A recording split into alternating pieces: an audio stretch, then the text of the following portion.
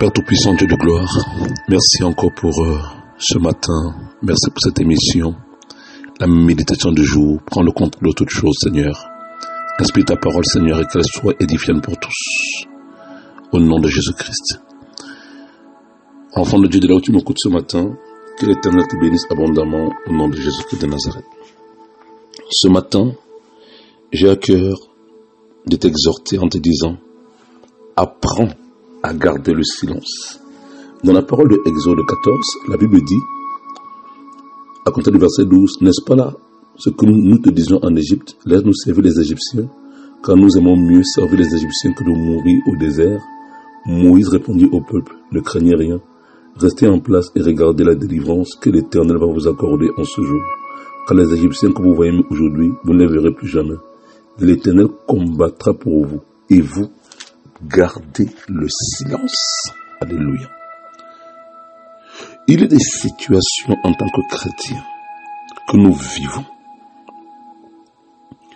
Il y a des adversités en tant que chrétiens que nous rencontrons et que nous rencontrerons toujours. Mais dans ce contexte précis, Moïse dit aux enfants d'Israël, gardez le silence. Le diable, c'est un accusateur. Le diable, c'est un menteur. Le diable, c'est un calomniateur. Souvent, il utilisera des personnes pour te traiter injustement. Souvent, il utilisera des personnes pour te calomnier, pour te diffamer. Souvent, il utilisera des situations pour t'exciter à murmurer. Mais le Seigneur, ton Dieu, te dit, garde le silence. Beaucoup de chrétiens ignorent souvent que le silence est une arme redoutable contre l'ennemi. Il est souvent des situations où nous devons garder le silence pour ne pas nous justifier nous-mêmes. Un enfant de Dieu doit laisser Dieu le justifier. Un enfant de Dieu ne doit jamais rechercher sa justification par lui-même. Christ est mort à la croix pour nous justifier. C'est pourquoi il y a des situations où, face aux accusations de l'ennemi, face à l'adversité, nous nous reposons sur le Seigneur Jésus, afin que lui, dans son amour et dans sa grâce, nous justifie. Et quand tu te reposes sur le Seigneur, en gardant le silence,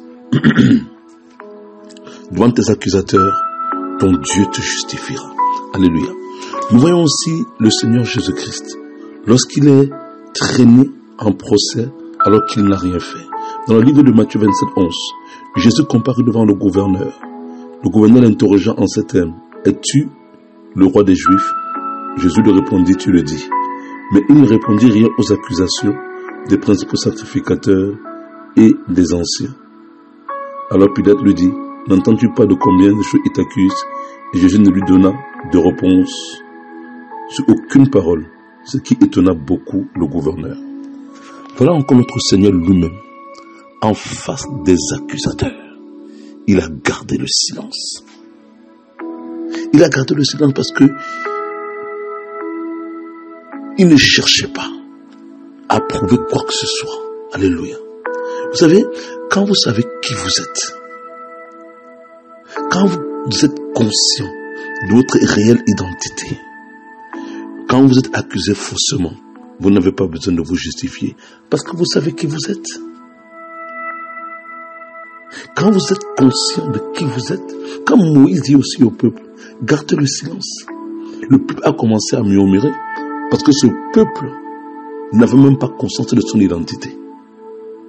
Quand tu connais qui tu es en tant qu'enfant de Dieu, quand tu connais qui tu es en tant que fils de Dieu, il y a des situations où l'Esprit de Dieu t'amènera à garder le silence.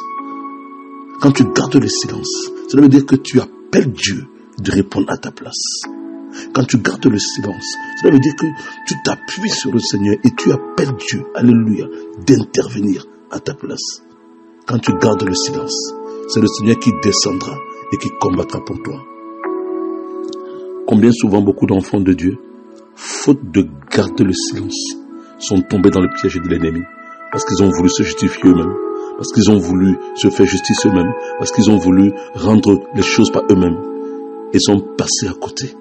Parfois, beaucoup d'enfants de Dieu ne sont pas rentrés dans certaines promesses, tout simplement parce que face aux accusations, ils ne savaient pas garder le silence pour laisser Dieu les justifier. Il y a des combats ou quand tu veux voir la victoire du Seigneur Jésus, tu dois apprendre à garder le silence et à ne pas répondre par toi-même. Alléluia. L'Esprit de Dieu dans certains combats, tu peux être traité injustement, tu peux être accusé faussement. Alléluia. Laisse Dieu te justifier. C'est ce que notre Seigneur a vécu. Face à certains accusateurs, il a appris à garder le silence. Garder le silence, c'est tout simplement se reposer sur le Seigneur Jésus. C'est tout simplement compter sur Dieu.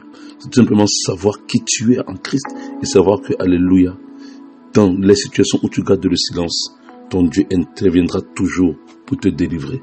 Sur la croix encore, il était accusé. Il a gardé le silence. Mais ô combien sa victoire a été glorieuse. Sois béni ce matin.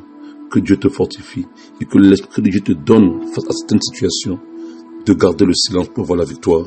Au nom de Jésus-Christ de Nazareth, sois béni. Amen.